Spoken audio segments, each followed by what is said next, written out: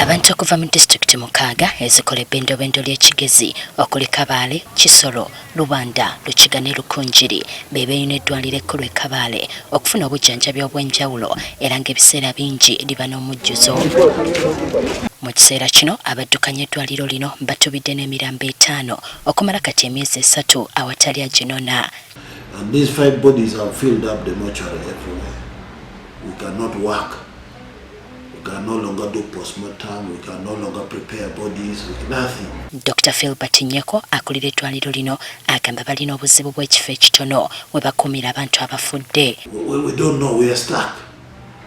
We're contemplating a possibility of closing and stopping anybody from bringing more bodies into the mortuary until we have sorted out this matter.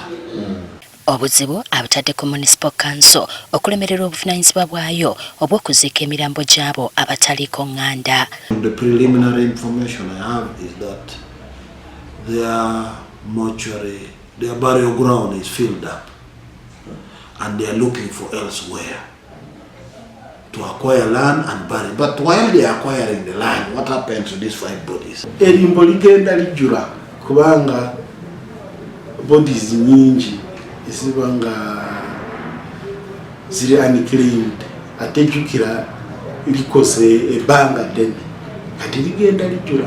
Kati ng'oggyeko ekyokugula ettaka era balowooza n'ekyokutandika okwokya emirambo. Naye tulina okulaba kitwala ssente meka okuzimba ecrematorium, kitwala ssente meka okwokya, kiina buzibu ki ku byobuwangwa byaffe. Ate abasirikale ba poliisi mu kiseera kino basabiddwa okugira nga bayimiriza okutwala emirambo mu ddwaliro lino kuba tewakyali kifo wa kugiteeka. If a body is picked from Rwanda, it doesn't have to be brought here. There should be a small mortuary in Rwanda where we can keep it, and so is Lukiga. So that this is left for, very near here.